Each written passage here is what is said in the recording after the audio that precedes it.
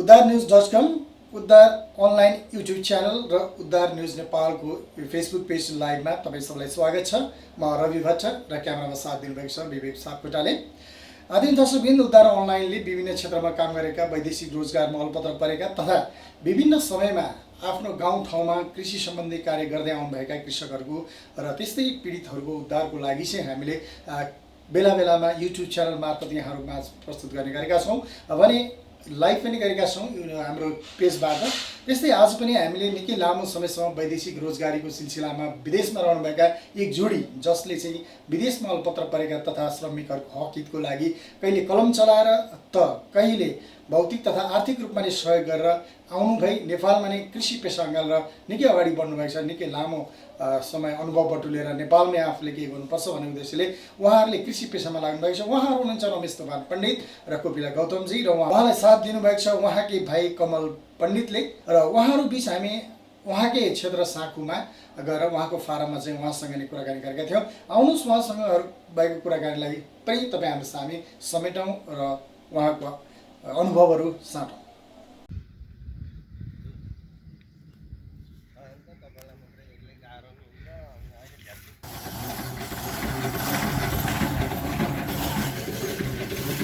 नराखिकन बजारमा अथवा चाहिँ कस्टमरको हामीले चाहिँ डेढ रोपनी आसपासमा लगाइरहेका छौँ। कृषिमा यो माटोमा हामीले केही रगत पसिना, हामीले केही लगानी र अब हामीले अहिले हरियो तरकारीहरू उत्पादन गरेका छौँ, चिया उत्पादन गऱ्यौँ, हामीले यो अर्ग्यानिक खेती प्रणालीलाई रोजेका छौँ, यहाँ पनि छ। अनि हामी जस्तै किसानहरूलाई हामीले जोडेका पनि छौँ।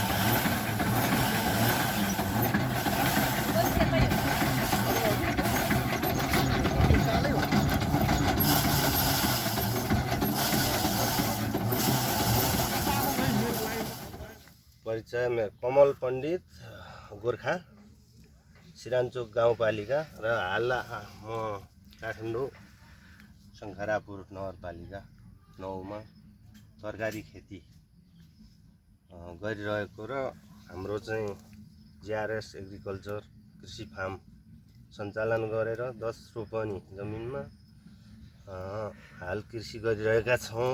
10औं वर्ष बितिसक्यो र अब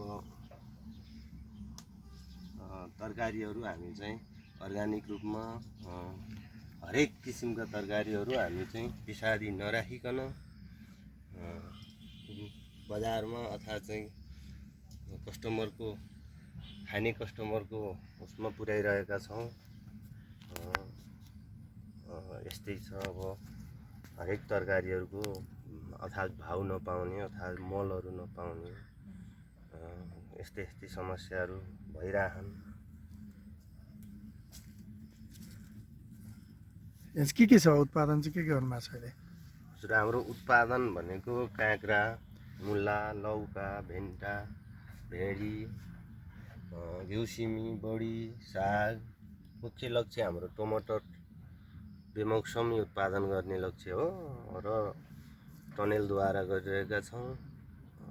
अहिले हाल चाहिँ अब टमाटरहरू सकिँदै जाने बेला भए अब हामीले चाहिँ धनिया, सागहरू, हरेक किसिमका अर्ग्यानिक सागहरू र लसुन, हल्का हाम्रो यहाँ धान खेती पनि छ। हाम्रो कालो धान सुगर प्रेसरको लागि भनेर हामीले चाहिँ डेढ रोपनी आसपासमा लगाइरहेका छौँ। र अबका दिनहरूमा चाहिँ शीतलहरहरू आउने भएकाले अब टमाटरहरू राम्रो हुँदैन। हामी चाहिँ बकुल्ला, केराउ, काउलीहरू हामीले टन्नै नर्सरी गरिरहेका छौँ। र यो भित्रभित्र हामी काउलीहरू टन्नै लगाउँछौँ। चिसोले चाहिँ खाँदैन, त्यो भएर हामी अहिले यस्तै गरिरहेका छौँ। जस्तो कि अब वैदेशिक रोजगार मान्छेहरू एउटा 30,000 20,000 कमाउनको लागि जान्छन्, र तपाईँमा त्यस्तो पलाएन जानको लागि चाहिँ? होइन, अब सुरुमा अब गाउँमा बसेर कृषि नै गरियो, आफूले जानेको पेसा। हरेक दाजुभाइहरू अब विदेशी भए, विदेश गएर आएको पनि देखियो। उनीहरूको पनि पीडा सुन्दाखेरि खासै अब त्यहाँ पनि टिप्न जाने होइन। अर्काको ठाउँमा गर्मी सहेर, हरेक पीडाहरू सहेर, बालबच्चा अब सबैको चाहिँ टाढा रहेर काम गर्नुभन्दा मलाई चाहिँ अब आफ्ना बालबच्चा परिवारले पनि सिक्ने, ताजा खाना पाउने, सबै इष्टमित्रहरू दाजुभाइहरू सबैले पनि भेटघाट सन्चो बिसन्चो सबै थाहा हुने, र अर्काको देशमा गएर चाहिँ पसिनै चुहाउन भन्दा यही आफ्नै माटोमा हर दिन हर रात आफूले जानेका बुझेका कामहरू, कामले काम सिकाउँदै जान्छन्। कृषि भनेको हाम्रो अब दियो पेसा भन्नुपर्छ। अब मैले गरेँ, मेरा छोरा नातिले पनि सिक्न पाउने र निरन्तर अब चाहिँ यस्तो गर्दा बुवाले यसो गर्नुहुन्थ्यो, हामीले पनि यसरी गर्छौँ र यो कुरोले यस्तो हुँदो रहेछ भन्ने हुन्छ। अब नबुझेका दाजुभाइहरूलाई चाहिँ विदेश जाँदा हामीले विदेश गएर टन्नै कमाएर हामी चाहिँ छुट्टै संसार बनाउँछौँ, महल बनाउँछौँ भन्ने हुन्छ। त्यहाँ पनि खासै त्यसै हामीलाई कसैले दिने होइन, हामी बेचिएर जानुपर्छ सुरुमै। भोलि के हुन्छ कस्तो, अब जिउँदो अथवा चाहिँ भोलि घटना घटेर आयो भने पनि सहनु पर्ने अवस्था हुन्छ। त्यस्ता पीडाहरू देख्दा मलाई चाहिँ म चाहिँ दाजुभाइहरूलाई सबैलाई के भन्छु, कृषि गर्नुहोस्, कृषिमा चाहिँ निरन्तर ध्यान दिनुहोस्। अब फाल्टु टाइम भनेको कृषिमा हुँदैन, आफूले टाइम निकाल्ने हो, आराम गर्ने, खाना खाने, नुहाउने धुवाउने सबै टाइमहरू हामी आफैले निकाल्नुपर्छ। अब हामीले यहाँलाई फुर्सद पनि हुँदैन, अब काम भएन भनेर फाल्टु बस्न पनि पर्दैन। कृषि प्रधान देश हाम्रो पहिचान हो, कृषि हाम्रो शान हो। हामी कृषकका छोराछोरीहरू हौँ। हामीले यो देशको माटोलाई माया गर्नुपर्छ। हामी विभिन्न क्षेत्रमा काम गरे पनि, विभिन्न क्षेत्रबाट हामीले चाहिँ अरू नाम कमाए पनि कृषिमा, यो माटोमा हामीले केही रगत पसिना, हामीले केही लगानी गरेर यहाँबाट केही उत्पादन गरेर एउटा बाटो देखाउन सक्यौँ भने धेरै यो देशमा बस्ने निम्न वर्ग नेपालीहरूले, गरिब नेपालीहरूले आफूलाई चाहिँ आत्मनिर्भर बनाएर चाहिँ जीवनयापन गर्नलाई एउटा सजिलो बाटो हुन्छ है। त्यसै गरेर विषादी युक्त चाहिँ विदेशी खाना छोडेर हामीले चाहिँ स्वदेशकै चाहिँ फ्रेस ताजा आफ्नो हिमाली हावापानीमा चाहिँ उत्पादन भएको चाहिँ कृषि उपजहरू खान पाउनु अब हाम्रो लागि पनि यो खुसीको कुरा हुन्छ होइन। हामी त मलेसिया बस्दैदेखि 7-8 वर्ष नै क्यामरुन आइल्यान्डको कृषिमा नेपाली दाजुभाइहरूले गरेको कृषिमा हामी त लगातार त्यो ठाउँमा जाने, उहाँहरूलाई इन्करेज गर्ने, नेपालमा पुगेर यसरी नै कृषि गरौँ भन्दै 7-8 वर्ष अरूलाई भन्दै हामी अब केही साथीहरूलाई अगाडि पठाइयो पनि, अगाडि बढाइयो पनि, अब फेरि हामी नै आफै प्रत्यक्ष नभइकन यो मिसन पुरा हुँदैन भन्ने लागेर हामी चाहिँ यसमा लाग्यौँ।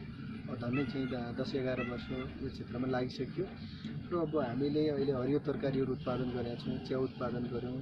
हामीले यो अर्ग्यानिक खेती प्रणालीलाई रोजेका छौँ, गाई पालेका छौँ, गाईको पिसाबलाई चाहिँ हामी जैविक मलहरू बनाउँछौँ। त्यसमा अरू झारपात जडीबुटीहरू यहाँ हाम्रो खेर जाने यो झारपातलाई हरियोदेखि लिएर गएर सुकेको सबै झारपातहरूलाई हामीले बटुलेर जैविक मलहरू बनाएका छौँ। त्यसले गर्दा एकदम सुरक्षित तरकारीहरू यहाँ उत्पादन गरेका छौँ। र अहिले हामीले मलेसियाबाट फर्किसके पछाडि चाहिँ जिआरएस एग्रिकल्चर फार्म भनेर दर्ता गऱ्यौँ। हाम्रो चाहिँ कोपिला म्याडम त्यसको अध्यक्ष हुनुहुन्छ र हामी धेरै देशबाट कृषिमा काम गरेर नेपाल फर्केका साथीहरूलाई अथवा र मलेसियाबाटै कृषि गरेर आएका साथीहरूलाई सबैलाई जोडेर हामीले सुरु गरेका हौँ। अहिले अब यसको चाहिँ हामीले गोर्खामा 72 रोपनीमा हामीले चाहिँ एउटा योजनाबद्ध खेती सुरु गरेका धेरै 2-3 वर्ष अगाडि सुरु गरेका थियौँ र यहाँ पनि हामीले हरियो तरकारीहरू गरेका छौँ, उत्पादन गरेका छौँ। यहाँको उत्पादन त्यहीँ काठमाडौँमा, यहाँबाट 8-9 किलोमिटर पर भएकोले काठमाडौँका विभिन्न ठाउँमा हामी हाट बजार, साप्ताहिक हाट बजार पनि लाउँछौँ। त्यहाँ अर्ग्यानिक हाट बजारको रूपबाट चिनिन्छ यसलाई, किसान हाट बजारको रूपबाट।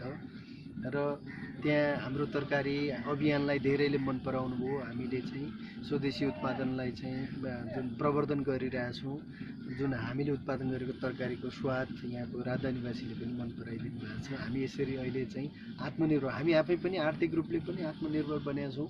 हाम्रो आफ्नै बिक्री केन्द्र छ, किसानको पसल। लकडाउनमा झन् हामीले अरू धेरै किसानलाई पनि सहयोग गऱ्यौँ, हाम्रो कृषि उत्पादन पनि बिक्री वितरण गऱ्यौँ। लकडाउन पछि हामी अहिले अनलाइनमा छौँ, किसान पसल.com भन्ने चाहिँ हाम्रो अनलाइन छ।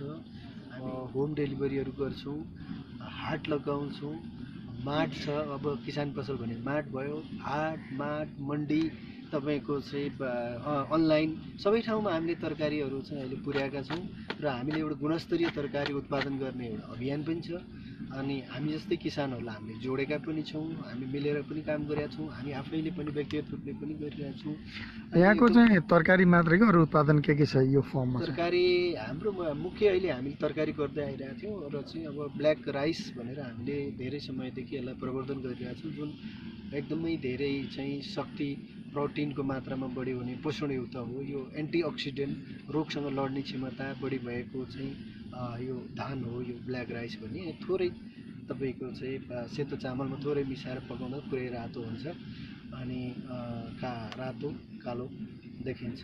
अनि यो खाएर हामीलाई धेरै फाइदा छ। आयुर्वेदिक रूपले पनि यो फाइदाजनक छ, पोषणको हिसाबले पनि फाइदाजनक छ, व्यावसायिक हिसाबले पनि हामीले चाहिँ अरू धानको भन्दा तेब्बर आम्दानी लिन सक्छौँ। अहिले हामीले प्रत्यक्ष रूपबाट 14-15 जनालाई रोजगारी दिएका छौँ। अप्रत्यक्ष रूपबाट त अब यहाँ गोलगडा टिप्न आउने, तरकारी टिप्न आउने, बोक्ने, पार्ट टाइमहरू गर्ने, अब मोलहरू चाहिँ बोक्ने, खाल्टा खोज्ने, ड्याङ बनाउने, रोप्ने होइन, यो यस्तोमा चाहिँ हामीले झन्डै 100भन्दा बढीलाई चाहिँ हामीले रोजगारी दिएका छौँ। अब मैले चाहिँ अहिले चाहिँ अब फार्म त हाम्रो आफै भइहाल्यो। मैले चाहिँ टेक्निकल पार्टहरू हेर्छु र अहिले खास गरेर म किसानको पसलतिरै अलिकति बढी व्यस्त हुन्छ। अब होइन यस्तो छ, अब कृषि हाम्रो मूल पेसा भइहाल्यो होइन। अब हामीले यसलाई छोडेर फेरि अर्कोतिर जाने भन्ने हामी यही गर्छौँ भनेर फर्केर आइसकेर यहाँ अब इस्टाब्लिस पनि भयौँ र यसैलाई अब हामी चाहिँ बजारीकरण गर्ने भनेर उत्पादनदेखि बजारसम्म, उपभोक्तासम्म जाने हाम्रो छ। र हाम्रो एउटा के नारा छ भने अब हाम्रो किसानको बारीको तरकारी अब चाहिँ डाइरेक्ट उपभोक्ताको किचनमा। हाम्रो एउटा नारा के छ, हाम्रो जिआरएस एग्रिकल्चर फार्म र किसानको पसलको भने नखाउँ पारीको, खाउँ आफ्नै बारीको। त्यो हाम्रो नाराले हामीले चाहिँ आफ्नो बारीको तरकारी तपाईँको भान्सासम्म भन्ने एउटा नारा लिएर हामी घरमा पनि लगिरहेको छौँ र उहाँहरूलाई आउनुहोस् हाम्रो फार्म भिजिट गर्नुहोस्, हेर्नुहोस् हामीले कसरी उत्पादन गरेको छौँ भनेर उहाँहरूलाई पनि भनिरहेको छौँ। कहिले कहिले आउनु पनि हुन्छ, कति रमाइलोको लागि, कतिजना चाहिँ के रहेछ हेरौँ न त भन्दा पनि आउनुहुन्छ। ठिकै छ। र रमेशजी निकै लामो समयसम्म बाहिरको अनुभव पनि छ, श्रमिकहरूको समस्या पनि बुझ्नुभएको छ, तपाईँ आफै पनि श्रम साप्ताहिक एउटा प्रतिष्ठान चलाउनु भयो र पछिल्लोसम्म कतिको एउटा चित्त दुख्छ अथवा चित्त बुझ्छ, जसले एउटा पत्रकारिता गरिरहेको मान्छे, त्यहाँको श्रमिकहरूको समस्या बुझ्नुभएको मान्छे र अहिले पछिल्लो समय यसरी कृषि खेती गर्दा चाहिँ तपाईँलाई कस्तो अनुभव भइरहेको छ? यो हेर्नुहोस्, मुख्यतः समस्या अरूले पाएकोमा हामी एउटा करुणा व्यक्त गर्छौँ।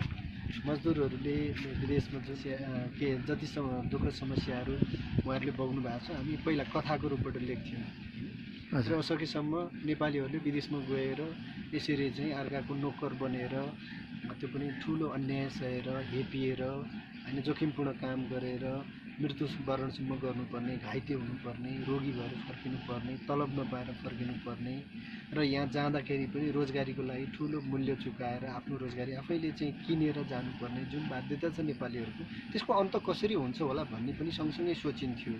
र हामीले आफ्नो जीवनमा झन्डै 2 दशक चाहिँ श्रमिक र आप्रवासी श्रमिकहरूको पक्षमा उनीहरूको निम्ति हामीले चाहिँ धेरै अध्ययन गऱ्यौँ, अनुसन्धान गऱ्यौँ।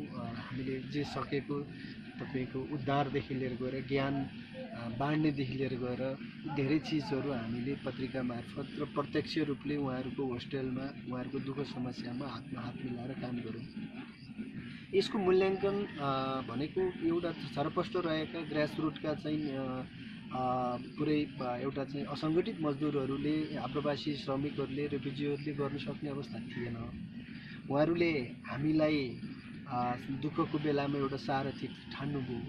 तर राज्यले त्यहाँ भइरहेको गतिविधिमा चाहिँ आफ्नो प्रत्यक्ष जति चाहिँ यति ठुलो सङ्ख्यामा नेपालीहरूलाई शिक्षित गराउने, ज्ञान बाँड्ने, राहत दिने, उद्धार गर्ने, भोलि त्यहाँको नीति निर्माणसम्ममा चाहिँ भूमिका खेल्न सक्ने हाम्रो भूमिकालाई सही समयमा त्यसलाई चाहिँ बुझ्न सकेन।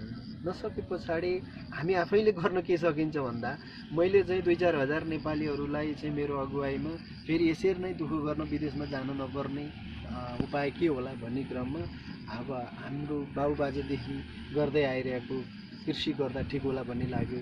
यहाँ पानी पनि त्यत्तिकै छ, जङ्गल यो वनस्पतिहरू छ जो हामी मल बनाउन सक्छौँ अथवा यसैलाई हामी चाहिँ अर्को चाहिँ मूल्य श्रृङ्खलामा चाहिँ यसलाई चाहिँ अर्को बाई प्रोडक्ट बनाएर बिक्री वितरण गर्न सक्छौँ। कृषि उत्पादन गरेर तपाईँको चाहिँ विदेशसम्म पठाउन सक्छौँ। यहीँ हामीले आयात गरिरहेको जुन कृषि घाटा छ त्यसलाई घटाउन सक्छौँ भन्ने हिसाबले यही गरियो भने हामीलाई आत्मसन्तुष्टि हुन्छ भन्ने भयो। गर्न जाँदाखेरि एउटा तयारी अवस्थामा पठाउन सक्ने व्यवस्था हामी आफैले सिर्जना गरेका छौँ। यसलाई भोलिका दिनमा थप चाहिँ व्यवस्थित बनाएर सुरक्षित खाद्य, स्वादिलो, ताजा, भेराइटी उत्पादन गरेर हामीले चाहिँ उपभोक्ताको माझमा पुर्याउन सक्यौँ र यो उत्पादनले देशलाई थोरै भने पनि व्यापार घाटा कम गराउन सक्यो, 2-4 हजार मान्छेलाई रोजगारी दिन सक्यो र आफ्नै देशमा आत्मनिर्भर भएर आफ्नै देशमा चाहिँ काम गर्छु भन्ने हिम्मत हौसला बढाउन सक्यो भने हाम्रो सफलता त्यहीँनिर छ भन्ने छ। अब आत्मसन्तुष्टि धेरै लिएर हामी काम गरिरहेछौँ 10औं वर्षदेखि। खुसी छौँ। विदेशकै कुरा गरौँ, धेरै वर्ष बाहिर बसेकोले अब बाहिर गएर 20,000 30,000 नेपाली पैसामा काम गर्नु भन्दाखेरि आफ्नो देशमा जति हुन्छ नि, आफ्नो यहाँ त केहीको डर पनि भएन। हरेकपल्ट बाहिर प्रहरीलाई देख्दा झस्किने, साथमा पासपोर्ट बोक्न नपाउने, जति काहीँ सुरक्षा पनि नहुने, डरमा बाँच्नुपर्छ पैसाको लागि, त्यो चाहिँ नहोस्।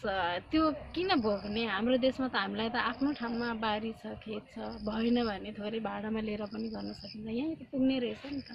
यत्रो वर्ष विदेशमा चाहिँ हामीले बेकारमा दुःख गरेछौँ। यहाँ हाम्रो हामीले चाहिँ यता यत्रो देख्दा अपर्च्युनिटी हुँदाहुँदै विदेशै जानुपर्छ भन्ने मलाई लाग्दैन। सबै दाजुभाइहरूलाई चाहिँ सकेसम्म आफ्नै देशमा काम गरौँ भनेर चाहिँ मेरो सन्देश दिन चाहन्छु। धेरै धेरै धन्यवाद यहाँहरूको समय र कुराकानीको लागि। फेरि पनि हामी भेटघाट गरौँला।